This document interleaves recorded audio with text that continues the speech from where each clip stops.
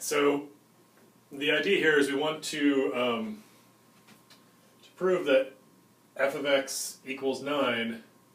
So kind of the idea here, think about, let's see, 1, here's 2. F of x, this is the y value, so we want to prove that some y value is 9. Let's say that here's 9 here. So think about if you were to graph x cubed minus 9. I don't know exactly what the graph would look like, but let's just say that it looks something like that, right?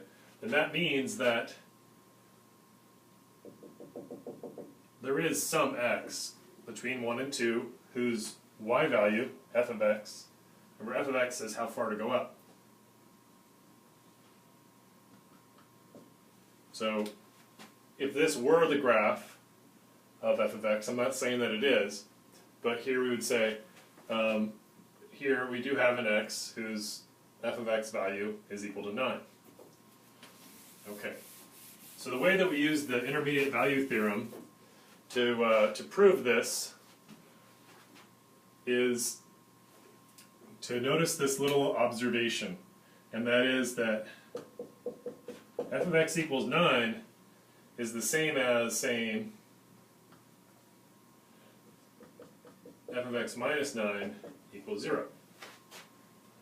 So that's what we're going to do. We're going to prove that the function f of x minus 9 crosses the x-axis somewhere between 1 and 2. F of x minus 9, well, what's f of x? It's x cubed plus x. So we're going to prove that x cubed plus x minus 9 equals 0 for x between 1 and 2.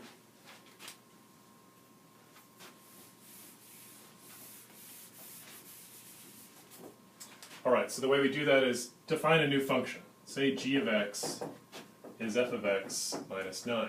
Okay, so g of x is this guy, x cubed plus x minus 9.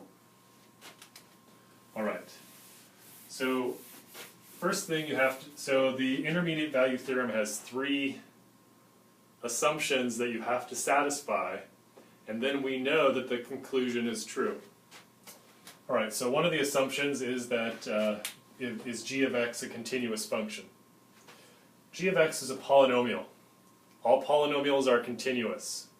That's all you got to know. All polynomials are continuous. G of x is a polynomial, therefore g of x is continuous. So we got that. Next we need to know that g of, the sign of g of 1 and g of 2 is different. Okay, so let's think about that. Alright, so first g of 1, let's figure out what that is. That's 1 cubed plus 1 minus 9. Positive or negative? Right, it's 2 plus 9, so that's a negative 7. That's negative. All we really care about is that the signs are different. G of 1 is negative, so then we hope that g of 2 is positive, because then we can use the intermediate value theorem. 2 cubed plus 2 minus 9. Let's see, that's 8, 9, 10, so that's 1. So 10 minus 9 equals 1, which is positive. Okay, so now think about the situation here. Okay, I don't know what the graph of g of x looks like exactly, but we don't have to worry about that. This is what's going on with the intermediate value theorem. We got 1, we got 2 there, and g of 1 is a negative number. Okay, remember, g of x says how far to go up or down at a particular x. So g of 1 says, g of 1 being negative, that tells us that g of 1 is down here somewhere. G of 2 positive, that says that g of 2 is up here somewhere. It's in the positive, it's in the negative. Now, remember, we have to have that this is a continuous function. Continuous means we can draw its graph without lifting your pencil. So I don't know what the graph looks like, but I do know that g of 1's down below this line, g of 2 is above it, and that when I connect them, I can't connect them without lifting my pencil. So I couldn't go like this. Just can't do that, because that's not a continuous function. So to connect them, I don't know how it looks. Maybe it looks like this. But in any case, however it looks, doesn't matter. Right? I just know that no matter what it looks like, I know that it's going to cross the x-axis because it's continuous. I can't draw it without lifting its pencil. And g of 1 is negative, g of 2 is positive.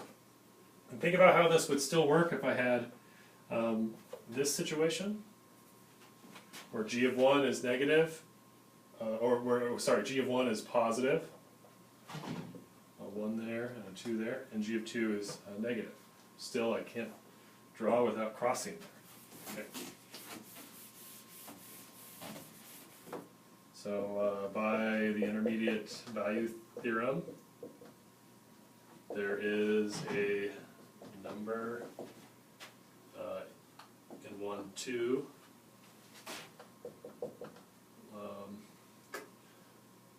with g of that number equaling 0.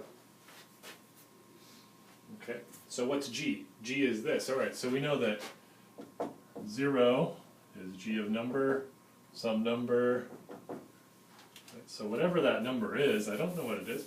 That's not what we're concerned about. We're just concerned about proving that there is some number that does that. Okay, so then we know that x cubed plus x minus, oops, right, so it's some number put in there. That's equal to 0, so that means that 9 is equal to the number cubed plus the number. So here we have shown that there is some solution. I don't know what it is. I don't know what that number is. Often to find that number, we have to approximate it. We just want to know that there's something there to start approximating. It doesn't make any sense to try and approximate something that doesn't exist. It'll take a long time. All right.